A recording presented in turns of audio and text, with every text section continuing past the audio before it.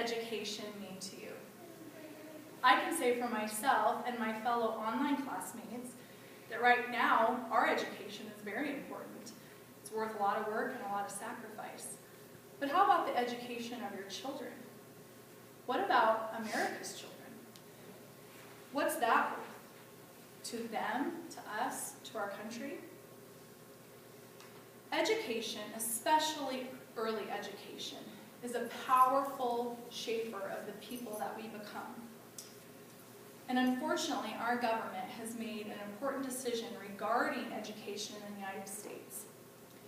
The Common Core state standards will forever change our country's education system.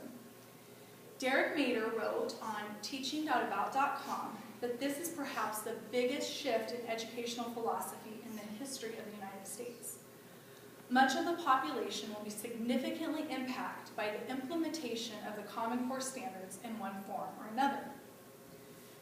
Now, as a parent of children that are receiving a public education, I have to admit I'm a little nervous. As any parent, I long for my children to have a first-class education. But more than anything, I hope that they develop a love of learning and feel the success that comes from learning. And it's important that we set high goals for our children, and standards are necessary to measure that progress. However, we will see today that the Common Core standards are not a compelling solution for quantifying the education our children receive. Because not only does it take control away from the parents and the state districts, it also is harmful to our children's education. So I believe that the education of our children is the sole responsibility of the parent, regardless where the kids receive that education.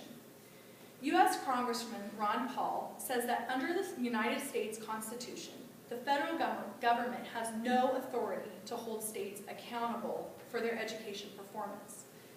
In the free society that was envisioned by our founders, schools are to be held accountable to parents, not to federal bureaucrats. According to WyomingAgainstCommonCore.wordpress.com, the National Governors Association and the Council of Chief State School Officers together formed the CCSS, the Common Core State Standards. Now, this is to be a set of academic standards that were common across all states in the nation. These standards are to measure English language arts, mathematics, and science. Bill and Melinda Gates Foundation, as well as many private corporations, including publishers and assessment companies, funded the development of these standards. So in the spring of 2009, governments and superintendents of all but 2 states signed a Common Core Standards Memorandum of Agreement. And basically what this did was it committed them to the voluntary process of developing and adopting the CCSS.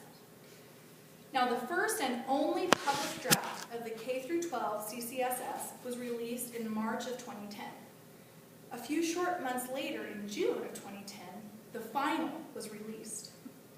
It has been adopted by 45 states in 2012. Alaska, Minnesota, Nebraska, Texas, and Virginia have opted out. Wyoming has declined to use the science standards because it teaches global warming amongst other controversial topics. Full implementation for the states that have signed on will be this coming school year, 14-15. So politicians, parents, and teachers in many states, including Wyoming, are taking their concerns about the CCSS to legislature. So according to the Casper Star Tribune, in February of 2014, House Bill 97 was approved 6-3 by the Wyoming State House Education Committee. This bill would create a panel of teachers and parents that would approve any standards before they were passed by the state. But most specifically right now, it could decline the use of the Common Core standards. It also would prohibit Wyoming from being a part of the No Smarter Balanced Assessment curriculum, which is a multi-state group that would design the testing to see if the states are meeting the curriculum. So So now this bill will head to the House of Representatives. It needs to pass 3 votes there, and then a vote from the Senate Education Committee, and then 3 full votes in the Senate. It's got a long way to go. Pervading this legislation is a concern that parents weren't given enough input when the State Board of Education decided that Wyoming children needed to learn based on the CCSS.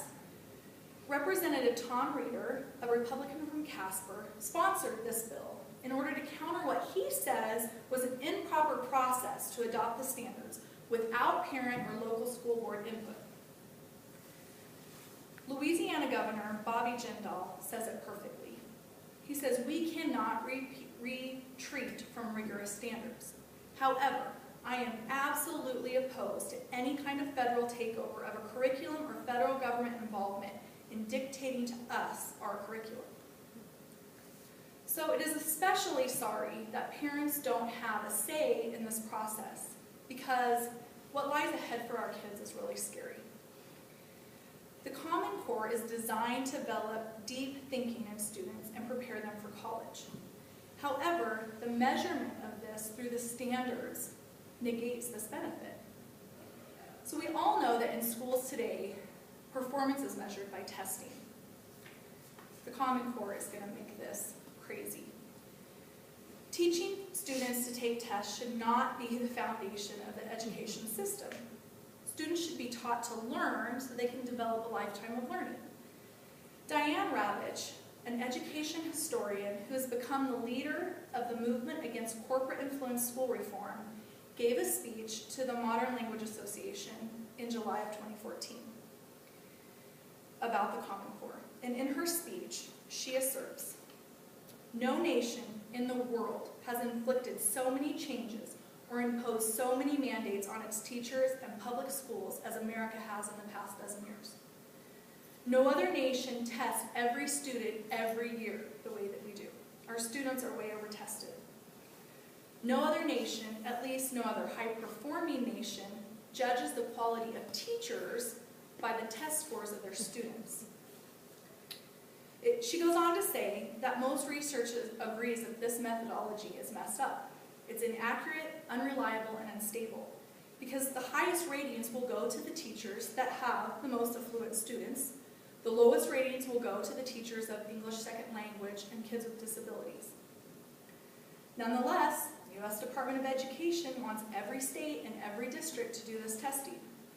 And because of these federal programs, our schools have become obsessed with the standard testing, and we have turned over this testing to testing corporations, and they then have the responsibility for rating, ranking, and labeling our kids, our teachers, and our schools.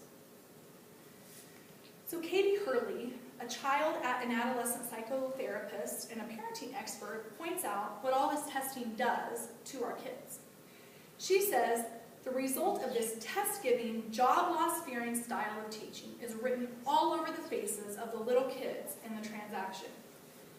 The people behind the Common Core might think that they are ensuring college or career readiness, but what they are really ensuring is a generation of anxious, robotic children who can memorize answers but don't know how to think."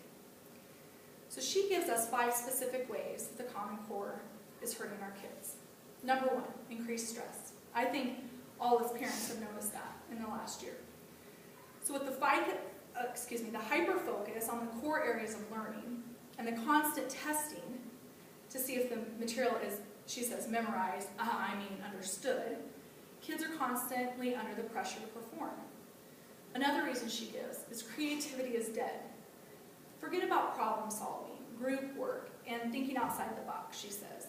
These kids need to memorize the core curriculum to take the test so the teacher doesn't lose her job.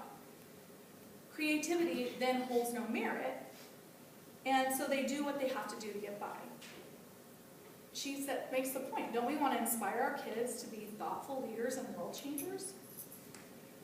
Another reason, our kids have inadequate times to socialize. Schools are cutting out recess because they don't have time to drill in these standards.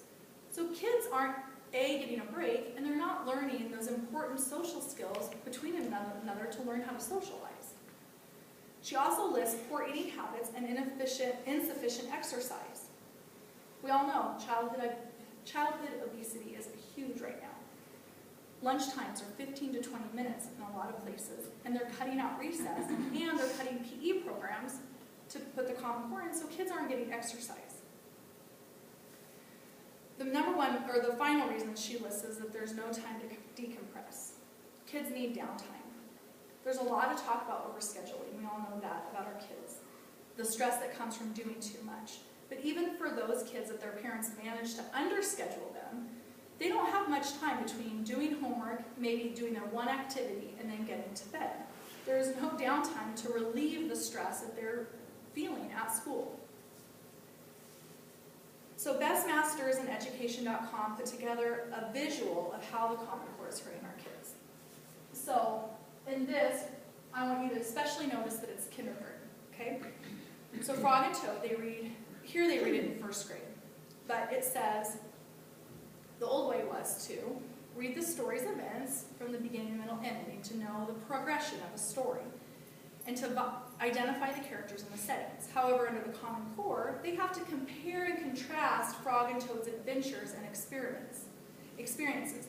They also have to collaborate with the classmates to determine their comparisons.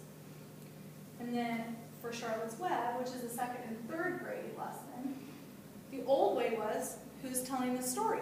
How does Charlotte feel at the end? How do you know that's the way she feels? But the Common Core would say, what's your point of view about Wilbur, the pig that's going to die? How is it different from Fern's point of view about Wilbur?